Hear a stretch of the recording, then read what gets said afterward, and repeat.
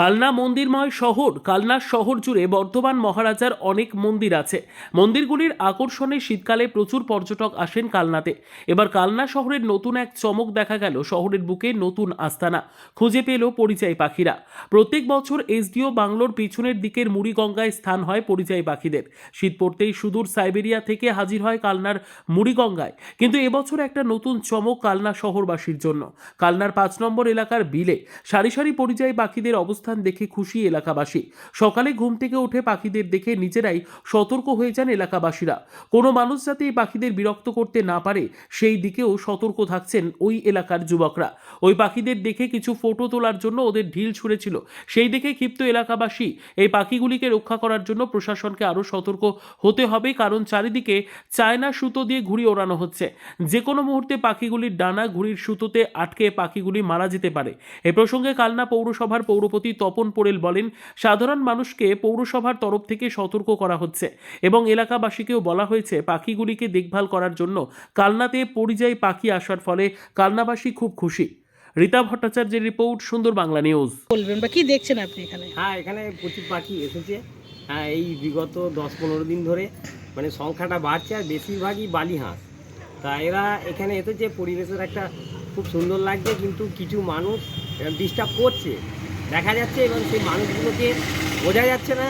এবার সেই জায়গায় যদি প্রশাসন এবং এই জিনিসগুলো যদি দেখে, এই পাখিগুলো তো কিছুদিন থাকবে, শীতকাল যখন চলে যাবে এরা আবার নিজেদের দেশে ফিরে যাবে।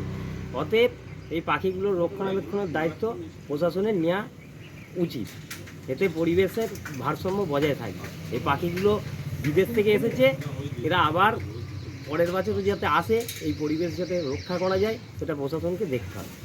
আপনার নাম? আমার নাম হচ্ছে অমিত ঢর। এখানে শোনা যাচ্ছে একটা আবরে নাকি পরিযায়ী পাখি অনেক আসছে, তো কি দেখছেন আপনারা?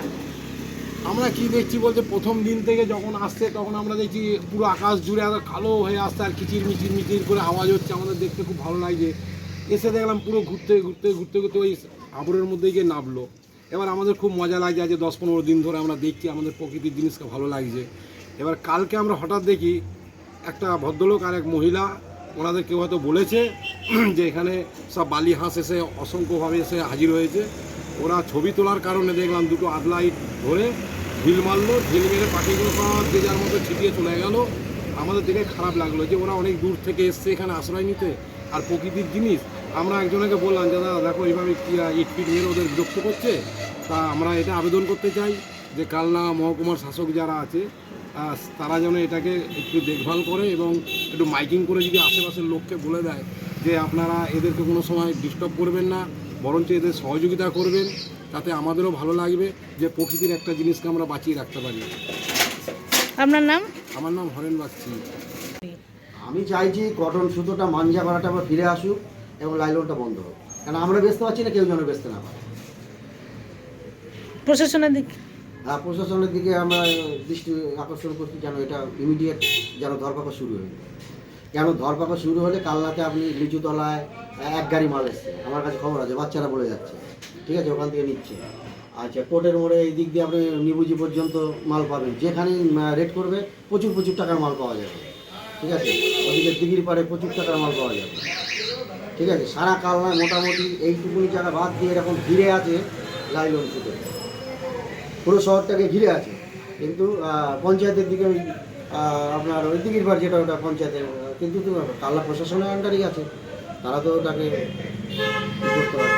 বাড়ির ভেতরে গাড়ি গাড়ি মাল রয়েছে। কি নাম আপনার? আমার নাম পলাশ মণ্ডল। আপনাদের এখানে দেখা যাচ্ছে যে প্রচুর পরিযায়ী পাখির আবির্ভাব হয়েছে এই প্রথম, তো সেক্ষেত্রে কি কি সতর্কতা আপনারা অবলম্বন করছে এই পাখিকে রক্ষা করার জন্য? প্রথমত ছেলেপেলে কাউকে নামতে দেওয়া হয় না পুকুরটা এখন। ওই যেটুকু পুকুর মালিক জাল দেয় ওইটুকু মাছ ধরে নিয়ে যায় সকালবেলা, ওইটুকুই যা নামা হয়। তাছাড়া ছেলেপেলে এক্সট্রা করে আর নামে না এখানে। আর দ্বিতীয়ত ছেলেপেলেকেও সব বলা আছে কেউ যেন এখানে বোম ঠোম না ফাটায়, সব ছেলেপেলেকেই বলা আছে। তো আশেপাশের লোক যেন কেউ ডিস্টার্ব করে না পাখিগুলোকে। শোনা যাচ্ছে যে বাইরে থেকে অনেক মানুষ আসছে এবং তারা ছবি তোলার জন্য ওই পাখির ঝাঁকটাকে ঢিল মারছে, তো সেই ক্ষেত্রে কি সতর্কতা? না, এমন তো কিছু আমাদের চোখে এখনও পড়েনি। চোখে পড়লে অবশ্যই না তো করতে হবে, প্লাস বকাঝকা দিলেও সেখানে দিতে হবে যদি চোখে পড়ে। কত পাখি আসছে তাও? যখন এগুলো আকাশে উড়বে, সন্ধ্যেবেলা একটু পরে একবার আকাশে উড়বে, প্রায় মনে হবে 3-4 হাজারের উপরে আছে পাখি, তখন ঠিক মাপটা বোঝা যায়। কতটা খুশি আপনারা যে পরিযায়ী পাখি খুব এখানে? ভালো লাগে দেখতে, প্রত্যেকদিন বিকেলবেলায় যেইভাবে উড়ে বেড়ায়, তারপর আবার যে যার মতন যেখানে বাসা করেছে সেখানে নেমে যায়, ভালো লাগে খুব দেখতে। কি নাম আপনার? আমার নাম রাজীব দাস। কালনাতে আবরে 5 নম্বর ওয়ার্ডে পরিযায়ী পাখির আবির্ভাব হয়েছে প্রচুর। তো সেক্ষেত্রে পৌরসভা থেকে কি কি সতর্কতা অবলম্বন করবেন এই পাখিকে রক্ষা দেখুন, করার আমি এখানে জন্য? নিজে এসেছি, আজকে সকালবেলা তো আমি এসেছিলাম, যিনি মালিক এখানকার বদরার যিনি মালিক রয়েছে ওনাকে আমি বলেছি যে জাল টাল বেশি দেবেন না এবং পাখিগুলো যাতে ডিস্টার্ব না হয়। আর এখানে একদম পুরো সংশ্লিষ্ট জলাশয়ের সঙ্গে একটি ক্লাব রয়েছে, ক্লাবের ছেলেগুলো অত্যন্ত ভালো ছেলে, এরাও নজরে রাখছে। যে একটা অভিযোগ এসেছিলো যে কেউ নাকি ঢিল টিল মেরে পাখিটা উড়িয়ে টুড়িয়ে দেয়, সেগুলোও এদেরকে নজরদারি করার জন্য আমি অনুরোধ করে গেলাম। এরা ব্যক্তিগত উদ্যোগেও এই বিষয়টার উপর যথেষ্ট সতর্কতার সঙ্গে আপনার নজরদারি করছে। আর এলাকার মানুষজনও দেখছে, যেহেতু পাখিগুলো নামছে, বাচ্চা ছেলেদেরও এনারা মানা করে দিচ্ছে যে যাতে এখানে বাজি টাজি না বা পটকা যাতে না ফোটাই। এবং আমি এখানে অনুরোধ করে গেলাম যে যাতে ঘুড়ি যেন না উড়ানো যায় সেটা একটু দেখার জন্য বলে গেছি। নিশ্চয়ই আশা করছি আমার অনুরোধটা রাখবে।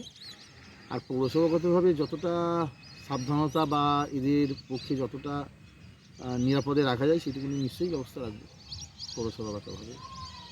ঠিক আছে।